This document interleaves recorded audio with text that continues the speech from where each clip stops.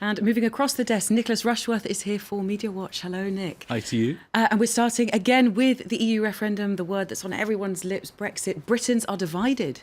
Well, the buzz is still that Sun front page. We can go to it right away with the Queen of England, no less, saying, or reportedly saying, give me 3 good reasons to stay in Europe. This is a quote from Robert Lacey, the royal biographer, who says this is what the Queen was asking dinner guests. That's not necessarily proof that she's Brexit or Remain, but certainly does cast a shadow over the vote Remain campaign. The Queen is, according to The Sun, remains scrupulously neutral. There's no question that she's deciding for one side or another. But of course, that has put the cat among the pigeons in terms of perhaps undecided voters who are faithful to her more than anyone else. And that's launched a bit of a Twitter storm, hasn't it? Well, let's look at this tweet saying, well, in response to The Sun, give me 3 good reasons to keep the monarchy. One of these tweets out there as well is give me 3 good reasons to keep the Sun, no less. So the feeling is, that was from an angry Scot, of course. This also from an angry Scot, 3 good reasons the Queen would vote Remain. Well, actually, what about those castles? Balmoral, Glamis, Scone, Holyrood in Edinburgh. That's actually 4 good reasons. So, of course, the Queen loving living in Scotland most of the time. Absolutely. And there's been a lot of chat that this has been a very nasty campaign. The rhetoric has been coarsening on both sides. An article from the New York Times, though, saying that actually may well be down to British media.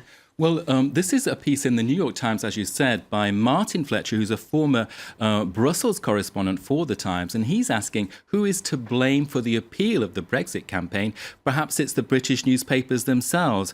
Now, he said when in his job he was only asked to report about the imposition of a European superstate, the shape of cucumbers and things like that, and not how the EU has helped in preserve peace, has embraced former communist countries, has demanded cleaner rivers and beaches. The quote of choice for me there in that article in the New York Times is, well, the British papers that are pro-Brexit are asking the British people to part with a monster about as real as the Loch Ness monster.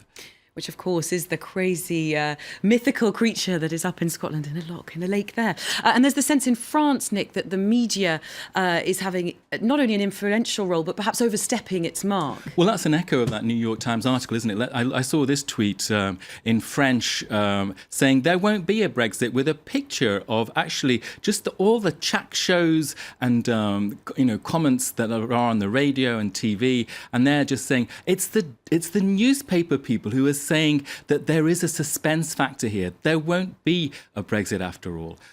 So, of course, the media accused as being really playing a decisive, perhaps decisive role. And just to finish off, we've got some celebrity news, still in the same vein, still in the same story. 007 coming to the rescue of David Cameron. Well, let's go back to The Sun again. Is James Bond, also known as Daniel Craig, of course, is he a double agent? There you can see the headline in The Sun. And this is all to do with Daniel Craig saying, no man is an island, and there you can see it, no country by itself. Now, of course, that's all to do with a tweet pic that went out when he wore that T-shirt. Of course, there are whole loads of articles out there about celebs for or against. John Cleese wants to leave Europe. Michael Caine wants to leave Europe, but Elton John, David Beckham, Daniel Craig, 007 himself saying, let's stay. Fantastic. Nicholas Rushworth with all the latest for you from the online sources there with the Media Watch.